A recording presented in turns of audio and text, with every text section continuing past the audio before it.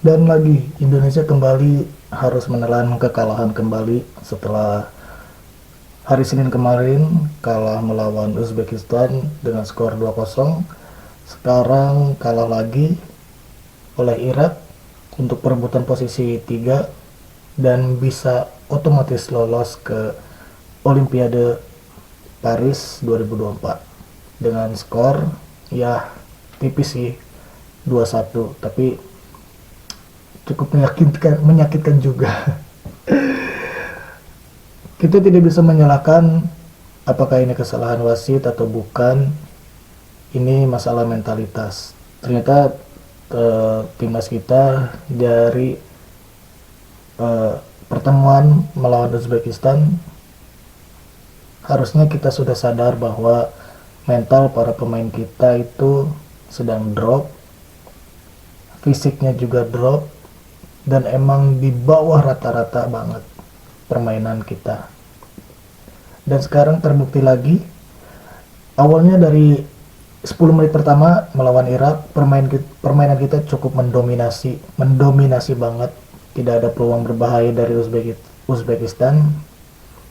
Cuman satu kali, yaitu pergerakan dari sisi kanan melewati Ria Fahmi, Justin Hubner, dan itu hampir aja. Jika itu peluang-peluangnya bisa dimanfaatkan dengan baik oleh timnas Irak, kita bisa saja kalah dari Irak dari babak pertama juga. Tapi ya begitulah kualitas Irak. Sebenarnya permainan kita itu memang sangat-sangat mendominasi 10 menit pertama, 16 menit pertama, sampai babak pertama juga selesai kita sangat mendominasi. Tapi sangat disayangkan memang mental para pemain kita memang sedang diuji.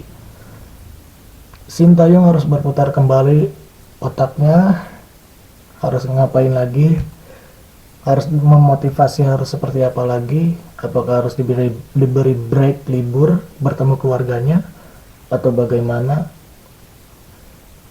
Sangat disayangkan memang mental kita tidak sesuai dengan apa yang kita harapkan di pertandingan-pertandingan sebelumnya seperti melawan Australia, Jordania, dan Korea.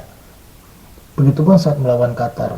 Kalau saat melawan Qatar itu memang jelas kesalahan dari wasit ya, dan harusnya kita juga bisa unggul, minimal seri lah melawan Qatar.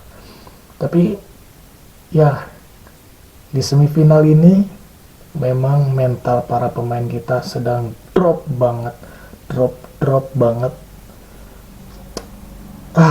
Greget, greget. Ya memang ini pertandingan kelompok umur U23 ke bawah, usia 23 tahun ke bawah. Memang kita juga tidak bisa menyalahkan, mereka juga sedang berkembang.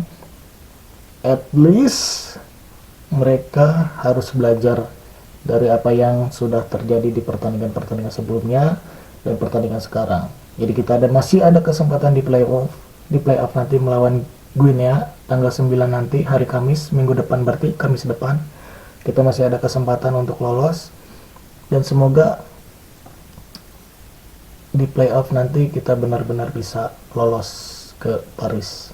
Ya memang dari target awalnya saja dari PSSI cukup lolos di fase grup, dan Sintayong menargetkan lolos di semifinal, dan kita sebagai masyarakat ya targetnya sama seperti Pak Erick Thohir, yaitu lolos di fase grup. Dan Sintayong berkata lain, dia pengen bisa masuk ke Olimpiade, dan itu nilai plus buat kita. Ada harapan lah ya, nothing tulus untuk melawan Guinea nanti. Belum tahu juga permainan mereka seperti apa melawan Guinea nanti Indonesia. Yang pasti ada waktu 1 minggu ke depan untuk mempersiapkan semuanya. Semoga timnas kita, para pemain kita, setelah pertandingan ini, 2 pertandingan terakhir kalah terus, semoga tidak merubah apapun, dan cukup perbaiki, introspeksi, revisi lagi, pelajari lagi apa kesalahan-kesalahan yang ada. Untuk penilaian dari para pemain ini, man of the match untuk pertandingan Indonesia melawan Irak dari timnas Indonesia, yaitu Nathan Jones. Dia yang paling perform dari melawan Australia ya. Dia datang di itu kan melawan Australia kalau nggak salah. Dia yang paling perform dari para pemain lain sampai hari ini, pertandingan ini dia yang paling perform. Jadi ya harus diakui bahwa dia pemain emang sangat bagus dibanding pemain-pemain lain. Andai saja nanti kita lolos melawan Guinea, harus benar-benar dievaluasi, perbaiki lagi mentalnya. Masalah dari pemain kita tuh emang dari mental ya, mental. Fisik sih sebenarnya nggak terlalu jadi permasalahan, tapi ini sangat jadi bahan pertimbangan yang harus diperbaiki oleh Sintayong, yaitu mental. Berarti mental kita tuh emang sedang drop banget, sangat drop banget di turnamen ini. Gak tahu kenapa, kesel sih sebenarnya, kesel banget melihat pertandingan yang hari ini dimainkan. Sebenarnya permainan kita cukup mendominasi di pertandingan ini melawan Irak, tapi emang suwe aja, sedang suwe, mental kita drop. Semoga Hernando jangan membuat kesalahan-kesalahan lagi lah. Kesel, apalagi pas dia maju ke depan itu, andai nggak ada Nathan Jones, udah dalam 90 menit terusnya kita udah kalah jelas itu. Hernando terlalu banyak membuat kesalahan, sering maju ke depan, jangkauan dia udah nggak sampai-sampai. Mungkin ini kesempatan untuk Andi Setio untuk bisa perform melawan Guinea. Semoga Sintayong secepatnya sadar untuk mengganti kipernya untuk menggantikan Hernando. Mungkin Hernando juga mentalnya sedang drop banget. Kita lihat di ruang ganti mereka sangat semangat untuk pertandingan ini melawan Irak. Ternyata mereka tidak bisa membuktikan ketika melawan Irak, mental untuk lolosnya itu ternyata masih kurang. Bagaimana saya bisa mengatakan seperti itu? Ya jelas aja, harusnya kalau mereka bermental pemenang, tidak mungkin harus membuat banyak kesalahan.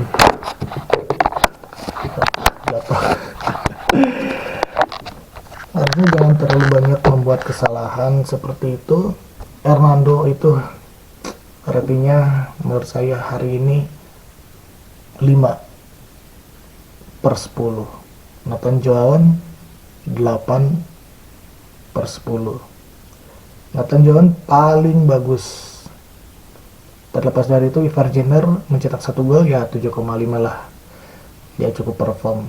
Rafael Strike 7, Marcelino 6,5, Kelly 6,5, yang lainnya 6,5. Yang paling tinggi cuman Ivar Jenner dan Nathan Jones 80 dan 75. Yang lainnya di bawah 7. Ya, semoga nanti melawan Guinea bisa lolos untuk Kamis depan nanti. Kita hanya berdoa saja, semoga jangan membuat kesalahan-kesalahan yang tidak perlu yang harus dilakukan, seperti tadi kiper terlalu maju, kiper tidak bisa menangkap bola dengan baik, Marcelino terlalu berambisi pengen mencetak gol sehingga tendangannya kemana-mana. Rafael Strike, kehadiran dia sangat merubah permainan, bermain bagus, sangat mobile dibanding Ramadan Sananta, kayak tusuk gigi, gak jelas, entah, sudah gak jelas. Ya, terima kasih yang udah menonton, sampai bertemu di konten selanjutnya, bye bye.